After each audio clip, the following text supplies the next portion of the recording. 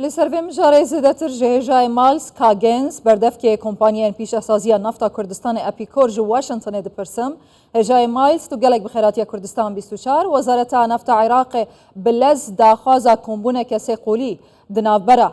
کمپانیان نفت حکومت هرما کردستان و عراق کد بودوباره هنارتنا نفت هرما کردستان آیا داخواز بفرمی گهشتی هوا اگر اره کنگی اف کمبونه ده تکرن آیا ده در انجام هبن یا جیتن کمبونه که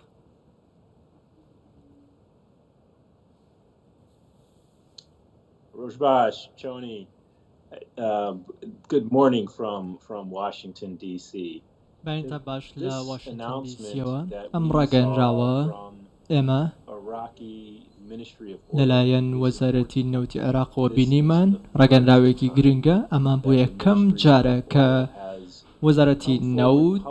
هاتوۆتە پێشەوە بە گشتی و شێوەیەکی ئاشکرا ئەم بانگێشتەی کردووە کە داوای کردووە ڕێککەوتنێک با بڵێن کۆبنەوەیەکی سێ قۆڵی ئەنجام بدرێت بەڵام لە ڕاگەنراوەکەیاندا هاتووە وەزارەتی نەوت وتوێتی ئەمە گرنگە بۆ ئەوەی هەناردەی نەوت لە ڕێگەی بۆری نەوتی عێراق تورکیا دەست پێ بکاتەوە و وتویانە دەیانەوێت ئەمە بە شێوەیەکی خێرا ئەنجام بدرێت ئێستا ئێمە چاوەڕێ دەکەین کۆمپانیا نێودەوڵەتەکانی بواری نەوت چاوەڕێن تاوەکو بە شێوەیەکی فەرمی بانگێشت بکرێن بۆ ئەوەی کۆبوونەوە بکرێت و ئەمەش کاتی دەوێست تاوەکو لە دەرەوە بێنە عێراق و کۆبوونەوەکە ئەنجام بدرێت و ئێمە چاومان لەوەیە کە ئەم کۆبوونەوەیە بە زووترین کە ئەنجام بدرێت ئەو تۆهمەتێ ناڕاستەی ئەپیکۆر دەهێناکردن بە تایبەتی ژالیە هەن ناوەندن لە عێراقێک و ئەپیکۆر سەدەمێ دووبارە نەهناردنا نەفتە هەرێما کوردستانەیە هەوەڕەتکردنە ئایا ئەپیکۆر ئامادەیە هیچ ڕێکەفتنێکێ بگۆڕیتن یانژی ڕێکەفتنێ نو ئیمزا بکەتن؟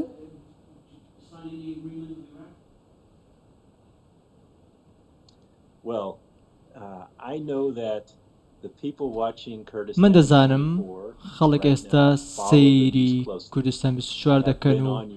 سەیری هەواڵەکان دەکەن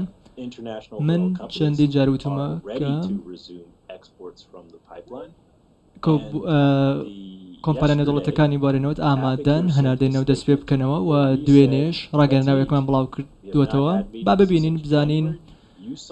کۆبوونەوەکان چی دەبن وەک دەزانین کە لە 7 بۆ 9 مانگی یەکەوە تاوەکو ئێستا هیچ کۆبوونەوەیەک نەکراوە و ئێمە چاومە لەوەیە ئێستا بزانین بەغدا بێتە پێشەوە و لەگەڵ کۆمپانیا نێودەوڵەتەکانی بەوێنەوت و وەزارەتی سامانە سروشتیەکان کۆبوونەوە ئەنجام بدرێت و ئێمە پێشتری چەندین جار وتومانە چاومان لەوەیە کە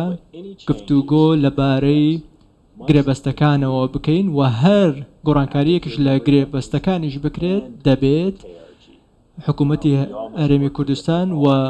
هەموو کۆمپانیا نێودەوڵەتەکانی بواری نەوتیش پێکەوە ئاگادار بن و لەسەری ڕێکەون باشە وەزارەتە نەفتە عێراقێ دەبێژیتن هەناردنا نەفتە هەرێما کوردستانێ لە گۆڕی وێ پشکێ دەبیتن یا دیاسا بوجێ عێراقێ داهاتیە جێگیرکردن ئایا کۆمپانیایان ئەندامên ئەپیکۆر رازینە لە گۆڕی وێبرە پارێ دبوجێ داهاتیە جێگیرکردن دەست بە هەناردەکردنا نەفتە هەرێما کوردستانێ بکات؟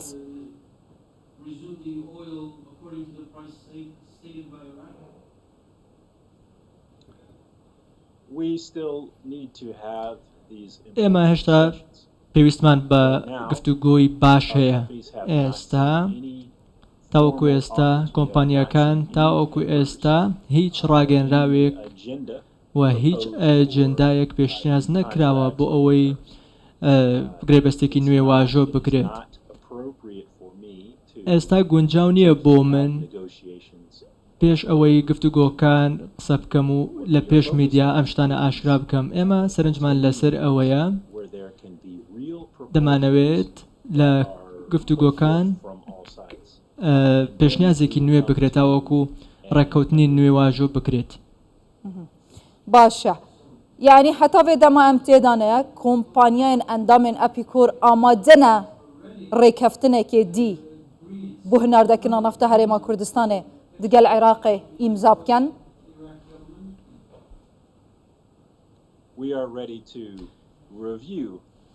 ئێمە ئامادەین پێشنیازەکان پێداچوونەوەیان بۆ بکەین بە پشتبەستن بە گفتوگۆیەکی گونجاو بە دڵنیاییەوە کۆمپانیاکان سەرنجیان لەسەر هەناردەکردنەوەی نەوتە لە ڕێگەی بوری نەوتی عێراق تورکیا و کۆمپانیاکان ئامادەن لە ناوخۆشدا و بەرهێنان بکەن و هەناردەی نەوت بکەن و لەم ڕێگەی بۆری نەوتی عێراق تورکیاشەوە هەناردەی دەرەوەی بکەن. هێژای مایلز ئەوانوکە عێراق داوات کرد بوو دەستپێکردنا کۆمبوونەکە بلەزا سێقۆڵی ئایا پێویستیە عێراقی بە دووبارە هەناردەکردنا نافتە هەیە یانژی تشتێکێدی هاتیە پێش ئەم نزانین.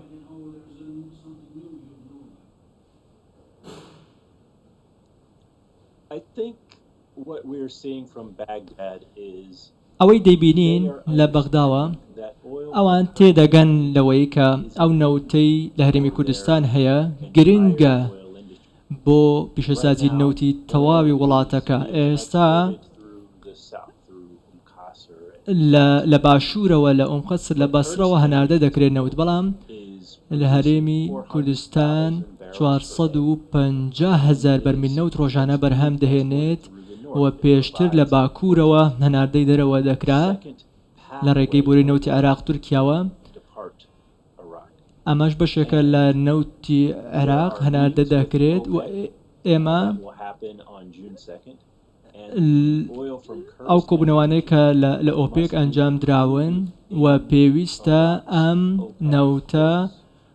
بە ڕێگەی ئۆپێکەوە هێژای مایل زیاتر دوو هەیڤایە ئۆپێک داخواست کردیا ڕۆژانە هەرێما کوردستانی زیاتری 200,000 بەرمیلێ نافتێ هەنار دەرڤە بکەتن ددەمەکیدا و دناوە وان دوو هەیڤادا سەرۆکوەزیرên هەرێما کوردستانی هێژای ماسرۆر بارزانانی لە واشنگتن هەمان پرس گوت و بێشکریە سەرۆکوەزیرên عێراق بە هەمان ڕەنگی سەرۆککۆماری تورکیا هاتە هەرێما کوردستانی و هەمان گفتوگوکردنە. ئایا عێراق ئامادەیە بوو دووبارە هەناردەکردنا نافتە هەرێما کوردستانی هیچ ڕێکەفتنێکە پێشوەختە هاتیە کردن ئەڤانوکە چێت بیتن و داخوازە کۆمبوونێ دەرئەنجامێ وا گفتوگویانە یان ژی ڕێکەفتنێک هاتیە کردن؟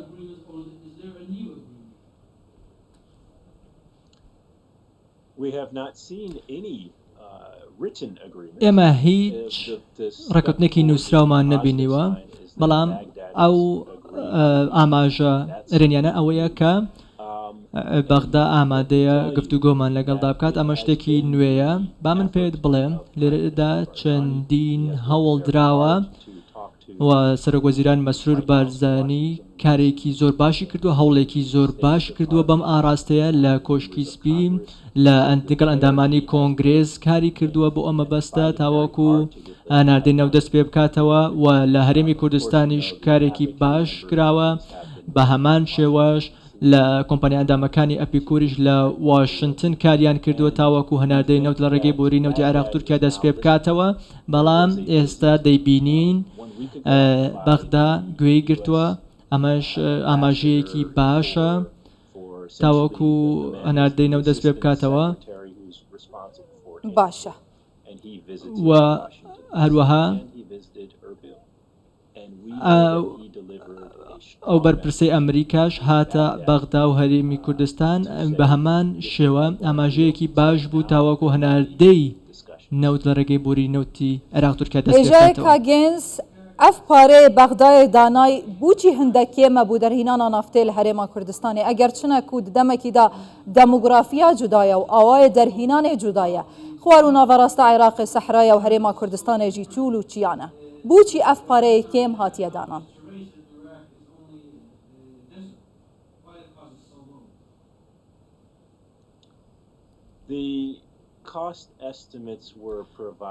ئەو تێچووی بەرهەمێنان و دەرهێنانی نەوت کە پێشنیاز کراوە دانراوە بۆ هەر بنکەیەکی یاخود کێڵگەیەکی بەرهەمێنانی نەوت لە هەرێمی کوردستان لەگەڵ ئەو بڕێکە لە باشوور بەرهەم دەهێنرێت. شتێکی جیاوازە ئەوەی ئێمە سەرنجمان لە سەرەتی ئێستا پێویستە پێشنیازێکی نووسراو هەبێت. ئێمە نامانەوێت هەر تێچوویە کە بۆ بەرهەمێنانی نەوت دیاری دەکرێت پێویستی بە ڕێکوتنێکی نوێ هەیە و من دەمەوێت بیرتان بهێنمەوە کۆمپانیا ئەندامەکانی ئەپیکۆر زیاتر لە 10 ملیار دۆلاریان لە بواری نەوت لە هەرێمی کوردستانەوە بەرهێنانیان کردووە و کۆمپانیەکانمان وەبەرهێنانیان لە ڕێگا لە قوتابخانەکان لە بوارەکانی دیکەتەوە بەرهێنانیان کردووە و هەروەها زیاتر لە 2000 کەسیش لێوەی سوودمەند بووە و 15,000 هەلیکاریشان ڕەخساندووە. هێژای مایلز بلا vê pirsêjî bikem Wezareta Nefta Iraqê dibêjîtin hinardekirin li gorî bira diyarkirî diyasa bûceyê da dibît. Hîn jî dibêjin divê guftûgû bihênekirin û bi fermî êdî têgihiştin hebîtin li ser vê pirsê. An ku hîn bi fîzîxeyê hene nerazî ne. Ev dihête wê wateyê ku ev guftûgûya dê der encamekê li peyxobînin dê der encamek hebîtin bû dubare hinartina nafta Herêma Kurdistanê ku zêdetirî 14 heyvaya rawestiyayî tubxûza rûziyana bêje ka çendin. Ms. Iman Derbas, you're asking all of the right questions and خاتو ئیمان دەرباز تۆ پرسیارەکان زۆر بە باشی دەکەیت و من ناتوانم ئێستا وەڵامی ئەو پرسیارانە بدەمەوە کە هێشتا گفتوگۆکان ئەنجام نەدراوە. من ناتوانم قسەیە بکەم پێش گفتوگۆکان. ئێمە چاوەڕێین گفتوگۆکان ئەنجام بدرێن ئەو کاتە دەتوانین وەڵام دێنەوە و پێویستە کۆمپانیاکان خۆیان هەر کۆمپانیایەک بڕیاری خۆیان بدەن DNO HK هەموو کۆمپانیەکانی دیکەش پێویستە بڕیاری خۆیان بدەن. هێژای مایلز کاگەنز بەردەفکێ کۆمپانیان پیشەسازیە نافتا کوردستانی ئەپیکۆر ji Washington gelek spas xwedê hez ket deva kombûna heweya sê qolî dest pê kir êdî der encamên wê jî dîsa hewa mêvan dikein bizanin bi xêr kengî hinartina nafta Herêma Kurdistanê biraya benderê Ceyhan dest pê diket bi hîvî me ku xeberên xweş بۆ خەلک و حکوومەتە هەرێما کوردستانی هین بینن هەر هەبی و gelek spas.